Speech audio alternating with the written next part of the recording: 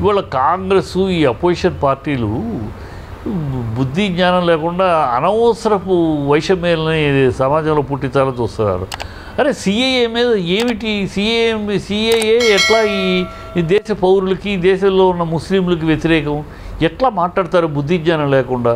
CAA అనేది తీసుకొస్తున్న చట్టం ఆఫ్ఘనిస్తాను, పాకిస్తాను, బంగ్లాదేశ్లో ఉండే మైనారిటీలు, అక్కడ ఉండే మైనారిటీ ముస్లిమ్స్ మైనారిటీలు ఎవరు కదా, ఎందుకంటే ఆ దేశాలు మైనారిటీ ఇస్లామిక్ దేశాలుగా వాళ్ళు ప్రకటించుకున్నారు.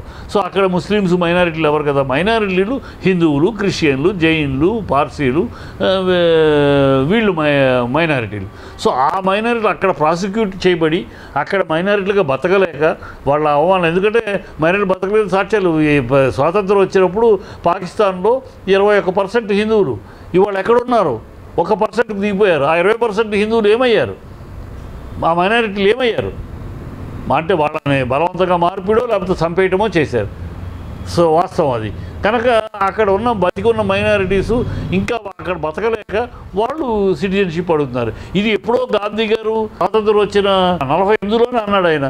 ఎప్పుడైనా సరే ఈ పాకిస్తాన్ విడిపోయిన తర్వాత అక్కడోళ్ళు ఇక్కడికి కానీ ఇక్కడోళ్ళు అక్కడికి కానీ వెళ్ళాలి అంటే ఖచ్చితంగా ప్రభుత్వాలు సహకరించి వాళ్ళకి సిటిజన్షిప్ ఇవ్వాలి అని ఆ రోజు చెప్పారు.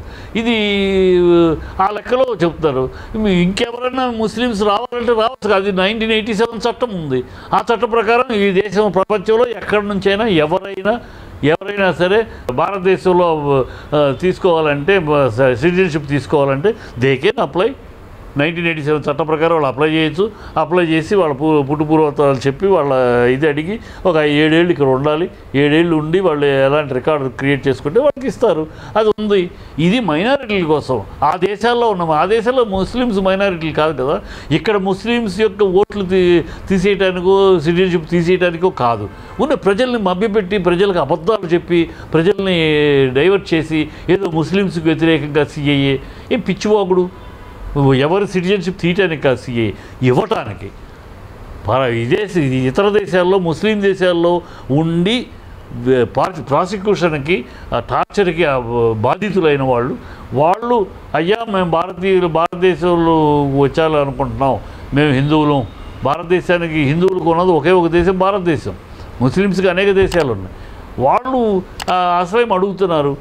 అడిగిన వాళ్ళకి ఉన్నారు ఇక్కడ నుంచి. సో వాళ్ళకి ఇవ్వాలనేది నిర్ణయం. దాన్ని తప్పు పట్టడము, దాన్ని మతాలకి అండగట్టి ఏదో ముస్లిమ్స్కి సిటిజన్ తీసే తప్పుడు. కాంగ్రెస్ వీళ్ళు దౌర్భాగ్యులు, దేశ ద్రోహులు. వీళ్ళు దేశంలో ఎంతసేపు అరాచకము అల్లరి సృష్టించాలని ప్రయత్నించేవాళ్ళు వీళ్ళు, ఈ సన్నాసులు. అందుకనే వాళ్ళ కూటమి కూడా వాళ్ళు ఏమి పని లేదు. కూటమిలో కూడా ఒకళ్ళకొకడు కుదరదు.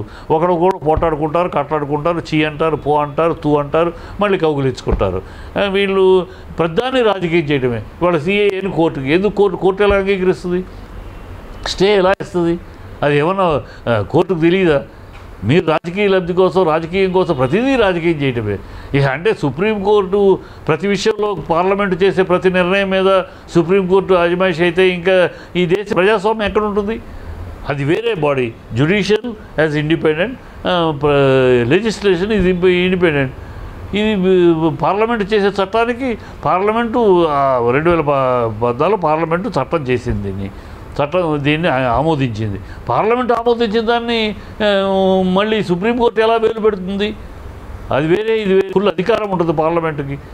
ఆ పార్లమెంట్ అధికారాన్ని ప్రశ్నించే అధికారం సుప్రీంకోర్టుకి ఎందుకుంటుంది? Against constitution. అయితే కాన్స్టిట్యూషన్ అగెన్స్ట్ కాదే. ఇది కాన్స్టిట్యూషన్ ప్రకారమే కదా సిటిజన్షిప్ రూల్ ఉంది. సో ఏదో ఒకటి ఊరినే ప్రజల్లో ఒక ఇది తయారు చేయడం కోసం కోర్టుకు వెళ్తాం. కోర్టు కొట్టేస్తుంది అనుకో, రేపు మంగళవారం ఉంది, కోర్టు ఖచ్చితంగా రిజెక్ట్ చేస్తుంది. ఇగో ఈ ఎలక్షన్ కమిషన్ నామినేషన్ కూడా కొట్టేలా కోర్టు అలా కొట్టేస్తుంది. కానీ అది తర్వాత ఎట్లా ఉన్నా వీళ్ళు ఈ కాంగ్రెస్ అపోజిషన్లు ఈ దేశంలో పరమ దుష్టులుగా తయారయ్యారు. దౌర్భాగ్యంగా సిఏఎన్ గురించి అనవసరం ప్రజల్లో లేనిపోని ఇది క్రియేట్ చేస్తున్నారు. అది కరెక్ట్ కాదు. సిఏఏ అనేది ఒక ఇతర ఇస్లామిక్ దేశాల్లో ప్రాసిక్యూషన్ అనుభవిస్తూ కష్టాలు అనుభవిస్తున్న వాళ్ళకి ఈ సిటిజన్షిప్ అంతే. కనుక అది దాన్ని చెలవలు పొలవలు చేసి ఆ అబద్ధాలు ప్రమోట్ చేసి ఈ కాంగ్రెస్, కమ్యూనిస్టులు, ఈ అపోజిషన్ పార్టీలు దరిద్రం చేస్తున్నాయి. అది ప్రజలు గుర్తిస్తారు గ్యారంటీగా, లేదా తగిన బుద్ధి చెప్తారు. ఇవాళ దేశంలో రాజకీయాలు ఎట్లా తయారయ్యాలంటే ఎవరికి రీతి లేదు, ఒక నిబద్ధత లేదు. అపోజిషన్ పార్టీలు అట్లా తయారయ్యాయి. రూలింగ్ పార్టీ బీజేపీనేమో టెర్రరిస్ట్ అన్న చంద్రబాబుతోటి స్నేహం. టెర్రరిస్ట్ అన్నాడు చంద్రబాబు, ఇంటర్నేషనల్ టెర్రరిస్ట్ మోడీ అన్నాడు. అతనితోటి పెట్టుకుంటున్నాను. ఎందుకు పెట్టుకుంటున్నారంటే అమిత్ షా చెప్తాడు, పోయినసారి అతనే వెళ్ళిపోయాడు, ప్రజలు చిత్తుగా ఓడించారు, అందుకని మళ్ళీ వచ్చాడు మా దగ్గరికి అన్నాడు.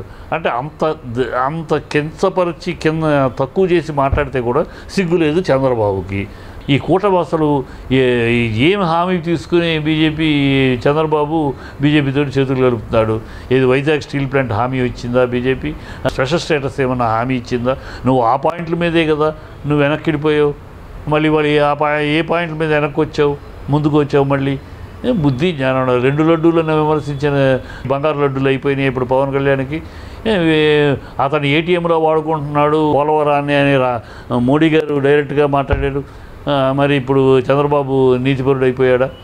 ఇవన్నీ ప్రజల్లో మీరేమో ఒకళ్ళనొకళ్ళు విమర్శించుకుని తిట్టుకుని మోడీ కేడీ అని మోడీ కుటుంబాన్ని తిట్టి చంద్రబాబుని మోడీ తిట్టి, అమిత్ షా తిట్టి, ఈ ఒకళ్ళొకళ్ళు తిట్టుకుని ఒకళ్ళొకళ్ళు అవినీతి పరులు అయ్యి మాట్లాడుకుని ఇవాళ ఏ మొహం పెట్టుకుని కలిసి ప్రజల దగ్గర ఓట్లు అడుగుతారు? మీరు ఏ మొహం పెట్టుకుని అడుగుతారు?